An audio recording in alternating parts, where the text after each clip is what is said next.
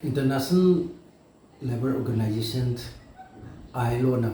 handaki May degi magi theme adu magi focus si social justice and decent work for all high story. And masida ina thamjaningi di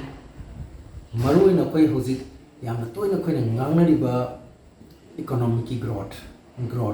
haina koi na haina risi growth sina kai gumba koi na social justice si pangam aduga amaronda magi decent work ina koi na haina riba simasu madu loina raga chat pangamdragadi adumba growth sa mas inclusive oida growth exclusionary oida growth oina koi na law and sustainable development goals sidasu maru oina koi decent job haibidi koi productive employment aduga quality job sa masi leidragadi koi magi job ki magi art se art mapung phadi hai aduna aina sigi medi lak matam sida pijaninge ba message di karino haida Meepum khudingmak si koi decent job se si phanghan ba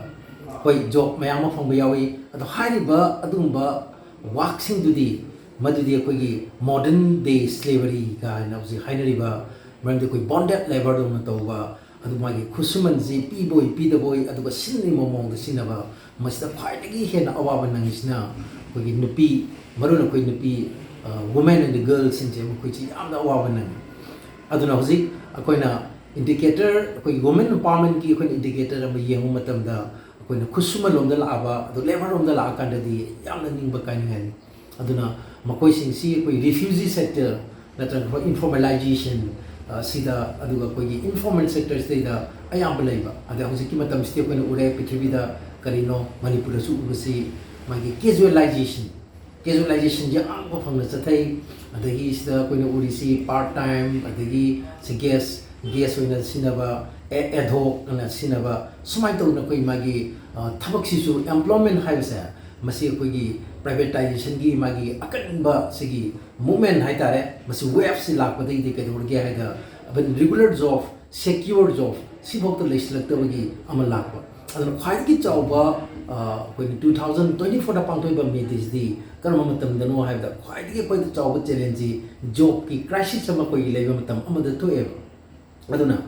magi piriba ailona piriba focus se decent job si masi phangna bhona matam da social justice si phangna bhona matam da India ki shu khoi yamna toina lawriba akoi economic growth se masi one of the fastest growing economies in the world kind koi yamna chaphuksana koi hairi adigi amarom dana koi se yamna tian khra matam khra se ki manung sidai da third largest economies in the world haidi khwaidigi malengi khwaidigi chawba economy kana ge mathang da USA amsung China ki mathang da orani haibagi madugi achauba asa ma koi loinari ba amane adu haiba koina magi economic growth se masi koina lairaga su lairaga laibani aduga lairibani laigani haribasi masi koina inclusive oidragadi madugi growth gi wan toksi laite ran the quality of growth se amaru ore masai sidani koigi magi in hajariba koigi growth se masina magi social justice ka loina bangamaba adi growth na decent works ka loina bangamaba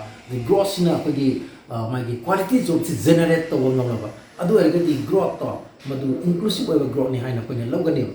aduna handaki me degi magi message masi mai pak na bokona ba matamda bokona khwatiki maru oribesi karino have the workers of the all country mai di malem da lariba sui nori khudi musa masi amat toina pujanji hairi se kaidong no have the magi wahan thok laiba adu makalgi madugi wa wahan thok laiba adu makalgi job aduga maduna koi hingba yaba amasu ikai khuna yaba dignity ga loina na koi maduda lakpa madu income madugi khusuman yamna koi maruwa aduna media na piriba pawjal si karino haibam tamda koi apun ba hai si yaudana ahong bai si kaidong ida porte aduna koi na ahong mo pami ba punamana koi gi magi common interest ta pun bachangi aduna madugi message duni media ni piris aduga yamna masigi relevant over manipur gumada amkena relevant oridi karino hai matamda media haibisi yamna koi la from amadagi adusu 1886 ta thokiba America di Chicago da thokiba adumba thodo amado madu masidi koi manipur gi kachin koya da so koi yor isine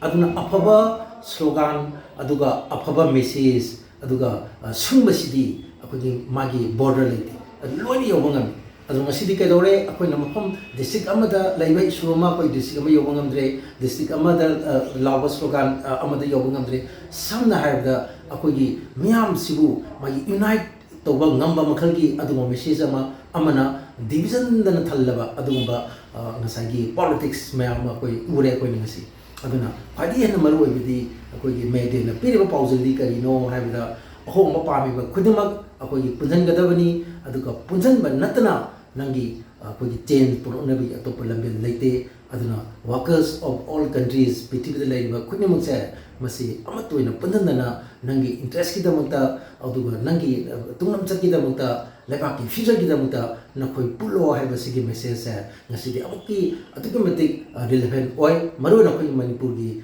case ju yam hen relevant oi na smaina tamjai